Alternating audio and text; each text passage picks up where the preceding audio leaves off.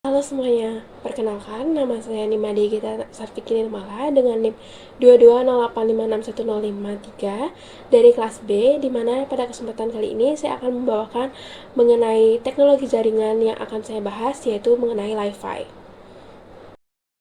Baik, pada kesempatan kali ini saya akan menjelaskan mengenai Li-Fi atau Light Fidelity, di mana sebelum itu saya akan menjelaskan mengenai latar belakang saya pemilihan topik dari Li-Fi. Seperti yang kita ketahui, perkembangan teknologi sudah sangat pesat, di mana banyak munculnya teknologi-teknologi yang membantu manusia. Salah satunya yaitu gadget. Gadget itu seperti telepon, laptop, komputer, TV, dan sebagainya. Gadget ini membantu manusia untuk terhubung satu dengan lainnya, di mana antar benua pun bisa terhubung dengan bantuan dari gadget. Namun, gadget ini tidak bisa berdiri sendiri, terdapat bantuan jaringan, yaitu internet. Internet ini membantu gadget untuk bisa melakukan komunikasi dari jarak jauh dan juga bisa melakukan searching ataupun memainkan game online. Oleh karena itu, manusia yang ada pada masa ini memiliki ketergantungan terhadap internet, dikarenakan internet merupakan sebagian dari hidup mereka atau mereka tidak bisa hidup dengan internet. Nah, salah satu transmisi untuk menghubungkan ke internet ini sendiri yaitu Wi-Fi. Mungkin banyak nih yang memakai Wi-Fi di rumahnya. Nah, Wi-Fi ini sendiri memiliki kelebihan, namun juga memiliki kekurangan dari penggunaannya. Adapun beberapa kekurangannya itu seperti berita yang saya sampaikan di layar ini, yaitu ada beberapa kebocoran data yang dapat dilakukan oleh Wi-Fi, di mana ada hacker atau penyerang yang bisa mendapatkan data-data dari pengguna dari Wi-Fi tersebut. Bahkan, Indonesia sendiri termasuk ke dalam 3 besar negara dengan kebocoran data paling tinggi. Oleh karena itu, Wi-Fi memiliki keamanan yang kurang, bahkan ada beberapa bagian-bagian dari Wi-Fi yang masih kurang. Nah, oleh karena itu, saya ingin mengenalkan kepada kalian semua yaitu Li-Fi atau Light Fidelity, di mana Li-Fi ini mirip seperti Wi-Fi, namun memiliki komponen-komponen yang memiliki kelebihan daripada Wi-Fi. Oke, mungkin masih banyak yang bingung kenapa sih harus Li-Fi. Mungkin di sini saya akan mengenalkan itu Li-Fi dan kenapa alasan memilih topik Li-Fi untuk diperkenalkan dengan khalayak luas. Nah, Li-Fi ini sendiri dapat mencegah terjadinya kebocoran data yang terjadi pada Wi-Fi. Selain itu, Li-Fi sendiri memberikan perubahan besar yang dapat membantu dalam kehidupan dengan memiliki energi yang terbarukan. Dan terakhir, Li-Fi sendiri memiliki kekurangan tetapi memiliki bermacam kelebihan yang dapat menutupi hal tersebut serta memiliki beberapa komponen yang melebihi Wi-Fi. Oke, mungkin sebelum kita masuk ke Li-Fi, mungkin saya bakal memperkenalkan awal mula terjadinya Li-Fi atau terbentuknya Li-Fi. Li-Fi pertama kali dikenalkan oleh Harold Haas dari Universitas Edinburgh pada saat TED Talk Global pada tahun 2011, di mana Harold Haas sendiri membuat Li-Fi dengan landasan pemikirannya, yaitu kita ini bergantung kepada teknologi, walaupun teknologi ini memiliki kekurangan yang sangat banyak. Nah, teknologi yang disebutkan pada kesempatan kali ini yaitu Wi-Fi. Nah, dengan pemikirannya tersebut, sehingga dia memiliki ide untuk penggunaan cahaya LED sebagai cara untuk menyediakan transmisi data yang berkecepatan tinggi untuk menggantikan Wi-Fi, di mana teknologi baru ini menggunakan teknologi VLC dan diberi nama Li-Fi atau Light Fidelity. Mungkin dari yang beberapa kali saya sebutkan di depan, mungkin kalian semua sudah terbayang apa sih itu Li-Fi. Mungkin di sini saya akan menjelaskan kembali apa itu Li-Fi. Li-Fi itu merupakan teknologi yang termasuk ke dalam IoT atau Internet of Things, di mana Li-Fi memiliki cara kerja dengan cara data ditransmisikan oleh bohlam LED dan diterima oleh sensor yang mengubah cahaya menjadi gelombang listrik atau disebut fotoreseptor. Adapun pengertian ini diberikan oleh Harry dan Sharifuddin pada tahun 2021. Mungkin banyak nih yang berpikir gimana sih kok lampu bisa mengirimkan transmisi data. Nah, di sini saya akan menjelaskan cara kerja dari Li-Fi. Li-Fi sendiri ini menggunakan metode dari membaca dari huruf-huruf biner atau angka biner. Nah, di sini kita contohkan saja pada bagannya, yaitu misalkan kita memiliki satu konten. Nah, konten ini tentu saja diambil dari internet maupun dari suatu server. Nah, ada lampu yang dihubungkan dengan saklar yang bisa menyalakan dan mematikan lampu tersebut.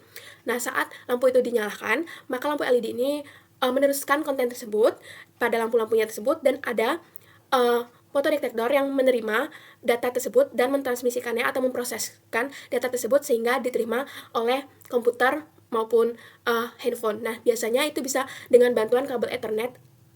Mungkin tadi saya sudah menjelaskan mengenai cara kerja dari Li-Fi. Nah, di sini saya akan memberikan alasan kenapa kita harus beralih dari Wi-Fi ke Li-Fi. Nah, di Li-Fi sendiri yang pertama memiliki kecepatan. Kecepatannya ini 10 kali lebih besar daripada Wi-Fi, di mana Wi-Fi hanya 10 Gbps, sedangkan dari Li-Fi ini hingga 100 Gbps. Yang kedua dari keamanan. Nah, keamanan ini sendiri mungkin saya sudah jelaskan tadi, di mana keamanan dari Wi-Fi ini memiliki celah terjadi kebocoran data, sedangkan dari Li-Fi sendiri tidak memiliki celah tersebut. Selanjutnya ada kebebasan, di mana bandwidth dari spektrum cahaya itu 1000 kali lebih besar dari spektrum radio, sehingga membebaskan kemacetan dari jaringan dan bebas dari gangguan elektromagnetik.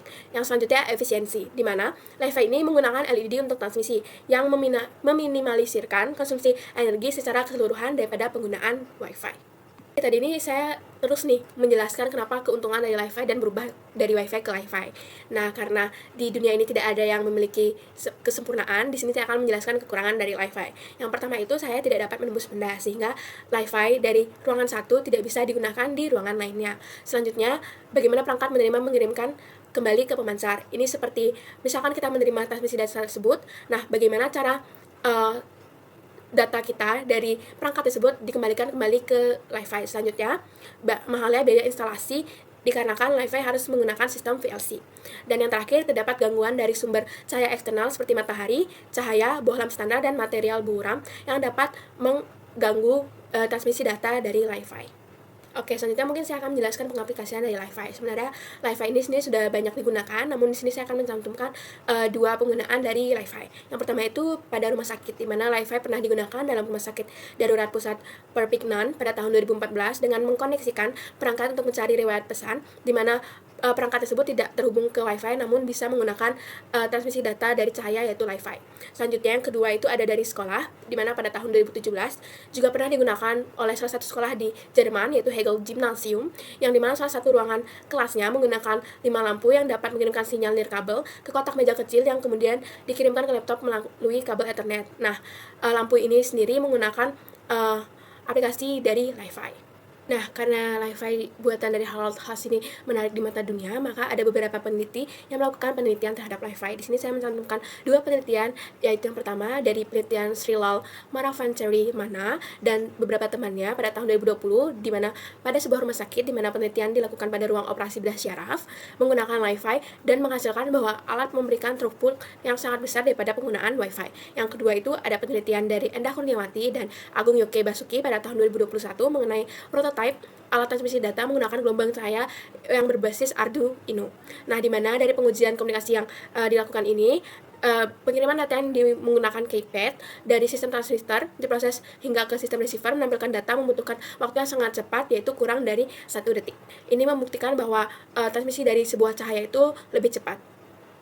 Nah, mungkin karena Li-Fi ini masih awam di dunia ini, namun Li-Fi ini merupakan satu penemuan yang bisa kita gunakan di masa depan. Nah, di sini saya akan membahas mengenai Li-Fi itu dalam pengaruh SDGs. Nah, yang pertama itu terhadap SDG nomor 7 yaitu energi terjangkau dan bersih. Li-Fi dapat mendukung upaya pencapaian energi terjangkau dan bersih karena mengkonsumsi daya cahaya yang lebih rendah dibandingkan dengan penggunaan teknologi nirkabel lainnya.